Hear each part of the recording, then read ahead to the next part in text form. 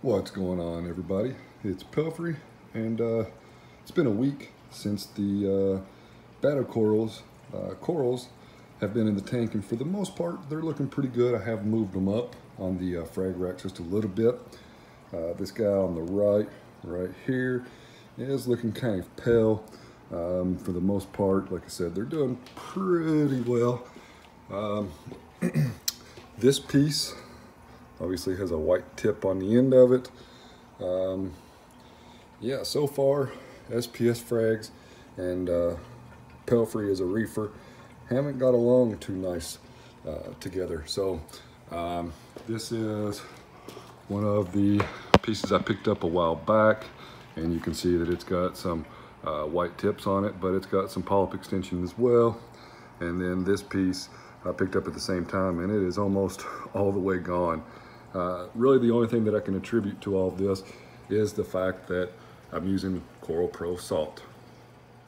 And as I mentioned previously, I'm not dosing nitrates or phosphates anymore. I'm just letting it be. Now, I was doing 5-gallon water changes.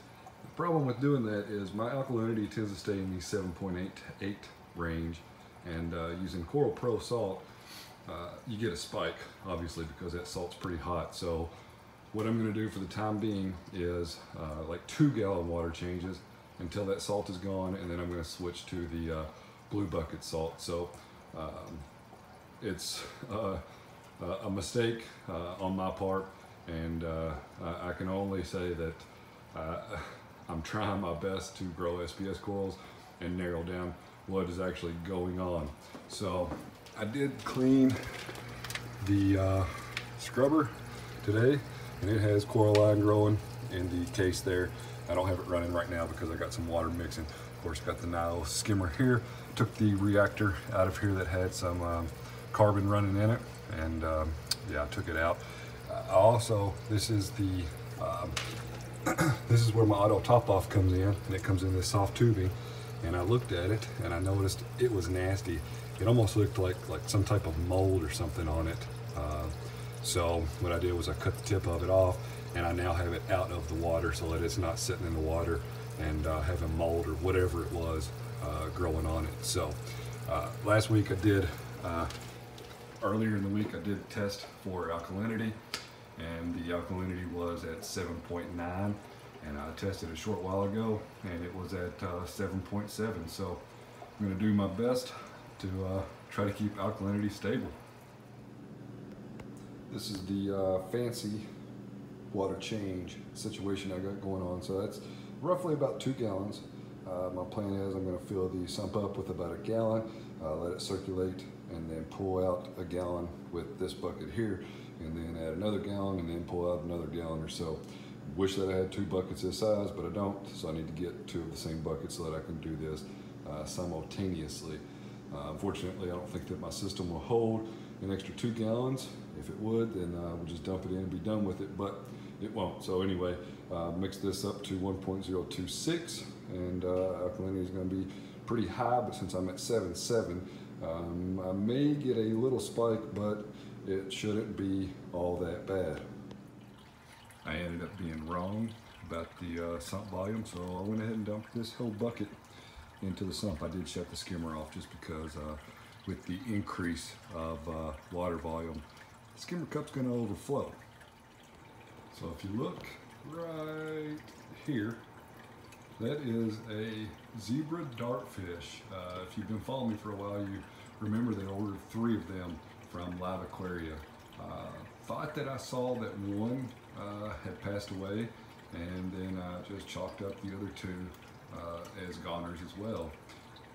Unbeknownst to me, they are still alive, and you can see one swimming happily on the left side of the tank. Now mind you, if I get up or move from my position, it is going to dart into the rockwork, but there are 2 of them living in the tank, and it's pretty exciting because I thought that they were gone.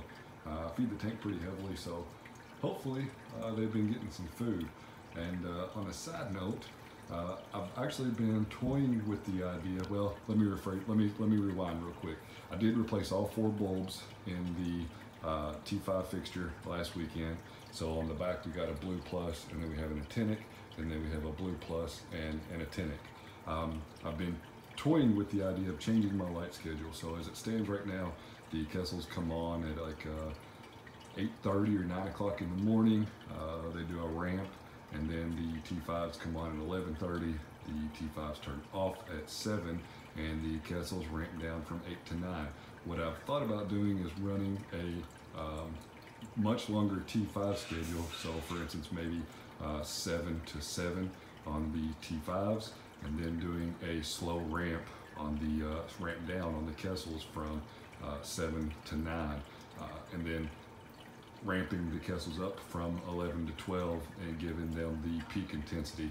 Let me know your thoughts on that. I'm not home Monday through Friday, so I don't see the tank wake up, so the ramp up really doesn't mean that much to me. Really think that, you know, the T5s are doing the biggest punch here, and the Kessels are just kind of supplementing the tank. Let me know what your thoughts are on changing that light schedule. It's something that I've toyed around with for the last week or so, and I may try out. I am still running the lunar tide cycle on the Maxspect gyres, and they're set at 50% because the firmware that I have on my controller will not let me go below 50%. So don't really mind that too much, and I think it works out. It's been working out perfect for me. I do need to clean the top of the glass there. But yeah, let me know what you think about the light schedule idea. So we did the water change. Let's see what our alkalinity went to. Now granted, I just did the water change not long ago, but this should give us a pretty good idea. Now, I should say also that I just opened up a new bottle of reagent, so hopefully that doesn't skew our test results. So we were at 7.7, and with the 2-gallon water change, we're at 7.8. So I like it. It's going to work for me. I do wish that I had just a little bit extra room in the cabinet. If I did, what I would probably be doing, since I have the Neptune dose and I'm not using it for anything, is setting it up for automatic water changes. And I would change like 1/4 of a gallon or half a gallon, maybe a gallon a day. But unfortunately, I don't have the room, so it's not something that I can really do with this particular system. It is worth mentioning that I did take the Neptune LSM, the lunar sim module, and the LEDs that were here and here off of the tank and sold it.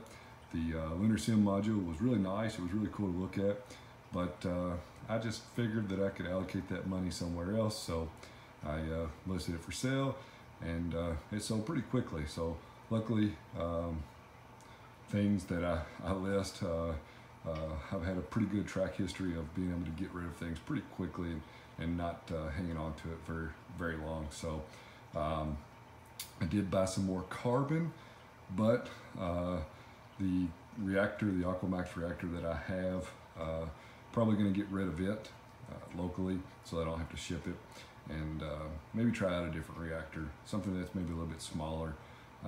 So, you know, I'm not making any huge changes by any means, and I should reiterate that if I did a new T5 schedule, I'm going to change gears real quick, but if I did a new T5 schedule, I would actually probably have the T5s come on from like 9 a.m. to 7, and then have the Kessels ramp down from 7 to 9. So just to kind of reiterate what's going on there, but you can see both the, if I can hold my camera in focus real quick, both the dartfish came out, and as far as the fish are concerned, they're all looking pretty well.